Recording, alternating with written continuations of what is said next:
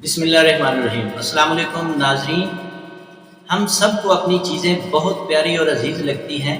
وہ چیزیں چاہے ہمارے گھر سے متعلق ہوں یا گھر کے افراد سے متعلق ہوں، وہ اپنے ماں باپ بہن بھائیوں سے متعلق ہوں یا اپنی بیوی بچوں سے متعلق ہوں، لیکن ان سب سے زیادہ عزیز ترین چیز انسان کی اپنی شخصیت ہے، اور اپنی شخصیت میں سے سب سے عزیز ترین چیز جو ہے وہ اس کا اپنا نام ہے، جس کو پکارا جانا اسے دنیا کی ہر چیز سے زیادہ عزیز ہوتا ہے اور وہ اسے بہت پسند کرتا ہے۔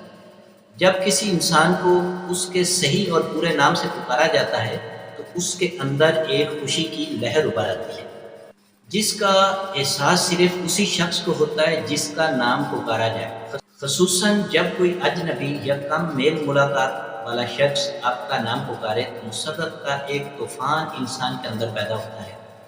تو دوستو، آئیے جانتے ہیں کہ انسان کو اپنا نام کیوں پیارا ہوتا ہے، اور انسان صرف دوسروں کے نام یاد رکھنے اور ان کو صحیح ناموں پہ پکارنے کی وجہ سے کیسے دنیا میں کامیابی حاصل کرتا ہے۔ تو آئیے معلوم کرتے ہیں۔ ناظرین، 1898 کی بات ہے۔ نیو یارک کے محلہ راک لینڈ میں ایک سخت الگناک واقعہ ہوا۔ ایک بچہ مر گیا تھا اور اس روز تمام ہمسائے کفن دفن کی تیاری کر رہے تھے۔ جم فارلے باہر اپنے استبل میں گھوڑا باندھنے گئے۔ زمین برف سے ڈھکی ہوئی تھی، ہوا تیز اور سرد تھی۔ گھوڑے پر کئی دن سے کوئی سوار نہیں ہوا تھا۔ اس کے جسم کو ورزش کی سخت ضرورت محسوس ہو رہی تھی۔ جب اسے پانی کے ٹب کے قریب کیا گیا تو اس نے کدکڑے لگانے شروع کر دیے اور اپنی پچھلی دونوں ٹانگیں ہوا میں معلق کر دی اور اس طرح جم فارلے کو مار گرایا۔ نیو یارک کی اس چھوٹی سی گلی میں اس روز 2 موتیں واقع ہوئیں۔ جم فارلے نے اپنے پیچھے ایک بیوہ، 3 لڑکے اور چند 100 روپے چھوڑے تھے۔ اس کا سب سے بڑا لڑکا 10 سال کا تھا۔ اس کو اینٹوں کے ایک بھٹھے پر کام کرنا پڑا۔ بیچارہ قسمت کا مارا ریت اور مٹی اٹھا اٹھا کر سانچوں میں بھرتا اور اینٹوں کو الٹ پلٹ کر دھوپ میں خشک کرتا۔ اس لڑکے کو زیادہ تعلیم حاصل کرنے کا موقع ہی نہیں ملا، لیکن آئرش نسل سے ہونے کے سبب اس میں لوگوں کی ہمدردیاں حاصل کرنے کی قابلیت تھی۔ وہ سیاست میں کود پڑا۔ رفتہ رفتہ اس میں لوگوں کے نام یاد رکھنے کی حیرت انگیز قابلیت پیدا ہو گئی۔ اس نے کبھی اسکول کا منہ تک نہیں دیکھا تھا، لیکن جب وہ 60 سال کی عمر کو پہنچا تو 4 کالجوں نے اسے اعزازی ڈگریاں دیں۔ وہ ڈیموکریٹک نیشنل کمیٹی کا صدر اور امریکہ کا پوسٹ ماسٹر جنرل ہو گیا۔ ڈیل کارنیگی ایک امریکی مصنف اور تخلیق کار ہے۔ اس نے ایک دفعہ فارلے سے ملاقات کے دوران اس کی کامیابی کا راز پوچھا تو فارلے نے جھٹ سے کہا کہ سخت محنت۔ تو ڈیل کارنیگی نے کہا کہ کیوں مذاق کرتے ہو، اصل بات بتائیے۔ اس نے الٹا ڈیل کارنیگی سے سوال کیا، تو آپ کے خیال میں میری کامیابی کا کیا راز ہو سکتا ہے؟ تو ڈیل کارنیگی نے جواب دیا، آپ کم از کم 10,000 اشخاص کو ان کے اصل ناموں سے پکار سکتے ہیں۔ تو اس پر فارلے نے کہا، نہیں، آپ تھوڑی سی غلطی کر رہے ہیں، میں 50,000 انسانوں کو ان کے اصل نام سے پکار سکتا ہوں۔ یہ کوئی مبالغہ نہیں۔ امریکہ کی تاریخ کے مشہور زمانہ صدر روز ویلٹ کے صدر بننے میں فارلے کی اس صلاحیت نے بہت مدد دی تھی۔ جب جم فارلے مصنوعی کھاد کے ایجنٹ کی حیثیت سے کام کیا کرتا تھا اور جب وہ اپنے محلے میں بلدیہ کا کلرک تھا، ان ایام میں اس نے لوگوں کے نام یاد رکھنے کا طریقہ ایجاد کیا تھا۔ شروع میں یہ کام بہت آسان تھا۔ جب وہ کسی شخص سے ملتا تو اس کا پورا نام دریافت کرتا، اس کے خاندان اور اس کے کاروبار اور اس کے سیاسی نظریے کے متعلق واقفیت حاصل کرتا۔ ان تمام باتوں کو وہ ذہن میں رکھتا۔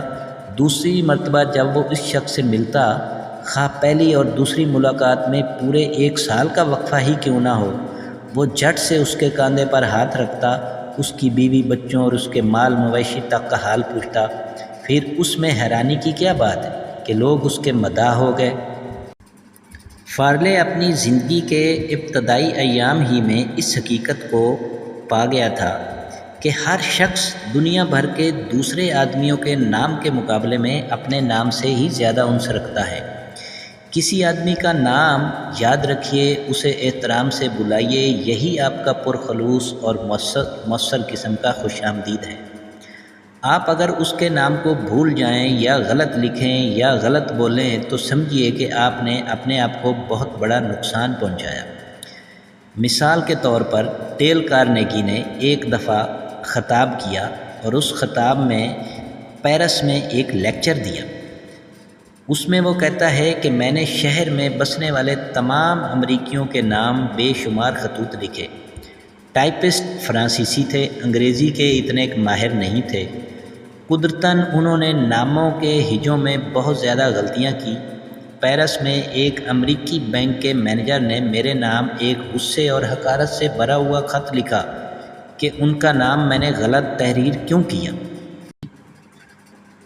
اگر ہم دوسری طرف دیکھیں تو اینڈریو کارنیگی کی کامیابی کا راز کیا تھا؟ اس کو فولاد سازی کا بادشاہ کیوں کہتے تھے؟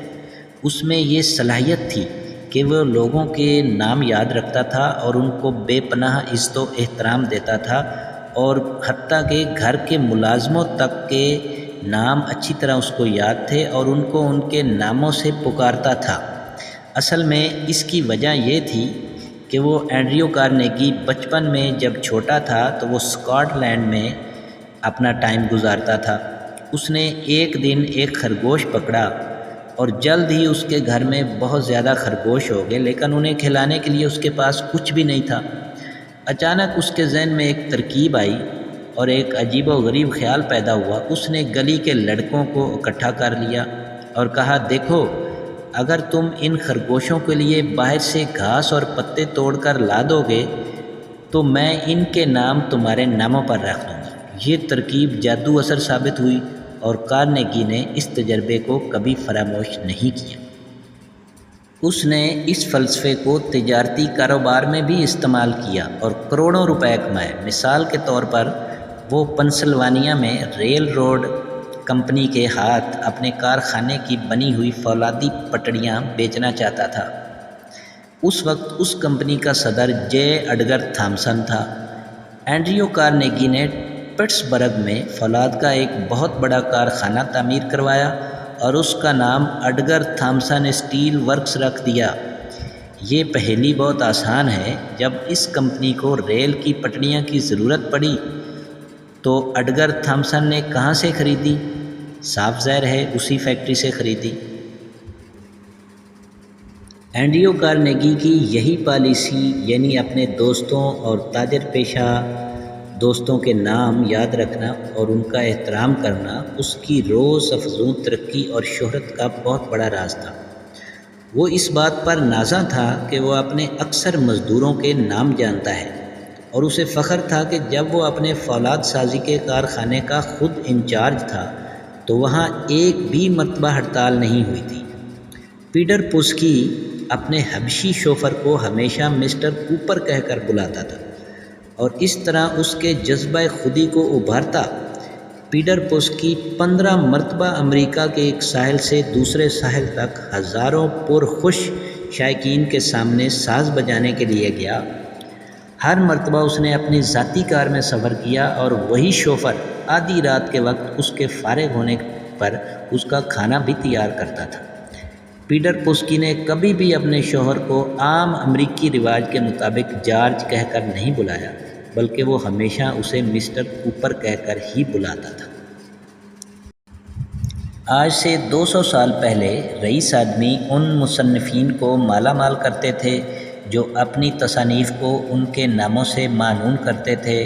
لائبریریاں اور عجائب گھر ان لوگوں کے تحفوں سے بھرے ہوئے ہیں جو اس خیال کو برداشت نہیں کر سکتے ان کے نام نسل انسانی کے دماغوں سے اتر جائیں گے۔ نیو یارک پبلک لائبریری میں آسٹر اور لیونکس کے عطیے ہیں۔ Metropolitan museum Benjamin art Khan اور جے پی مورگنی کے ناموں کو ان کے تحفوں کی بدولت ابدی زندگی بخش رہا ہے، اور تقریباً ہر گرجے کی شیشے اور کھڑکیاں عطیہ دینے والے لوگوں کے ناموں سے مزین ہیں۔ بہت سے دوست ایسے بھی ہیں جو محض ناموں کو اس لیے نہیں یاد رکھ سکتے کہ وہ ان پر توجہ نہیں دیتے اور بار بار دہرانے کے لیے ذہنوں پر زور نہیں دیتے اور محنت نہیں کرتے۔ وہ اکثر یہ بہانہ کرتے ہیں کہ وہ بے حد مصروف ہیں۔ مجھے یقین ہے کہ وہ شخص مرحوم صدر روزویلٹ سے زیادہ مصروف نہیں ہوں گے۔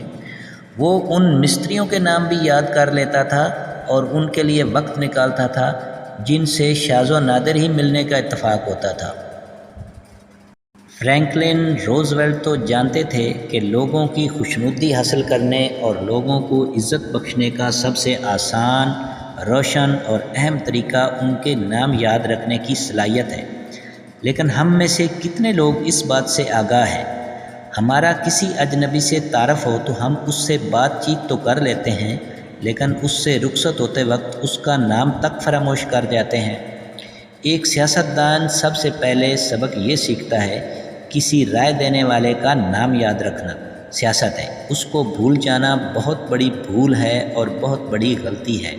نام یاد رکھنے کی قابلیت جتنی ضروری سیاست میں ہے، اتنی ہی لازمی تجارت اور سماجی تعلقات میں ہے۔ شاہ فرانس نپولین سوم، جو کہ نپولین اعظم کا بھتیجا تھا، فخر کیا کرتا تھا کہ وہ اپنے شاہی فرائض کے باوجود ہر اس شخص کا نام یاد رکھ سکتا تھا جو اس سے کبھی ایک مرتبہ بھی ملے۔ وہ کیا طریقہ اختیار کرتا تھا؟ نہایت آسان طریقہ تھا۔ اگر وہ کسی سے ملتا تو اس سے اس کا نام پوچھتا اور دوبارہ اس سے کہتا کہ افسوس ہے کہ میں نے آپ کا نام اچھی طرح نہیں سنا، اور وہ کچھ عجیب سا لگتا تو وہ کہتا اسے لکھتے کس طرح ہیں، اس کے ہجے کیا ہیں۔ گفتگو کے دوران وہ اس نام کو جتنی دفعہ ہو سکتا زبان پر لاتا اور اس نام کو اس شخص کے خد و خال، طرز کلام اور عام بضاقتہ کے ساتھ مناسبت دے کر ذہن نشین کر لیتا تھا۔ اگر ملاقاتی کوئی اہم آدمی ہوتا تو نپولین سوم پہلے سے بھی زیادہ توجہ دیتا۔ جو ہی وہ تنہائی پاتا اس آدمی کا نام کاغذ پر لکھ لیتا، اسے غور سے دیکھتا، اس پر توجہ جماتا، اس نام کو اچھی طرح ذہن نشین کر لیتا اور پھر کاغذ کو پھاڑ کر پھینک دیتا تھا۔ اس طرح سے وہ اس نام کی آواز کے ساتھ ساتھ اس نام کی تصویر بھی ذہن میں جما لیتا تھا۔ اس کے لیے وقت درکار ہے، لیکن قربانیاں دینی پڑتی ہیں۔ چنانچہ اگر آپ چاہتے ہیں کہ لوگ آپ کو عزت دیں اور آپ لوگوں کے دلوں میں گھر جائیں تو آپ دوسروں کے ناموں کو یاد رکھنا شروع کریں، کیونکہ کسی بھی شخص کے لیے سب سے شیریں اور اہم ترین لفظ اس کا نام ہے۔ تو دوستو، آپ نے دیکھا کہ دوسروں کا نام کتنی اہمیت کا حامل ہوتا ہے، تو آپ بھی دوسروں کے نام یاد رکھیے، انہیں بائی نیم پکاریے اور اچھے اور برے ناموں سے پکاریے۔ آپ بھی دنیا میں کامیابی حاصل کریں گے اور دوسروں سے عزت پائیں گے اور آپ کے لیے کامیابیوں کا راستہ ہموار ہو جائے گا۔ تو ناظرین، ایسی ہی معلوماتی ویڈیوز دیکھنے کے لیے میرے چینل ملینیم نیوز کو سبسکرائب کریں، لائک کریں اور دوستوں کے ساتھ شیئر کریں۔ تو ملتے ہیں کسی نئی ویڈیو میں، تب تک اپنے ہوسٹ رانا روحان خان ایڈوکیٹ کو اجازت دیجیے۔ اللہ نگہبان۔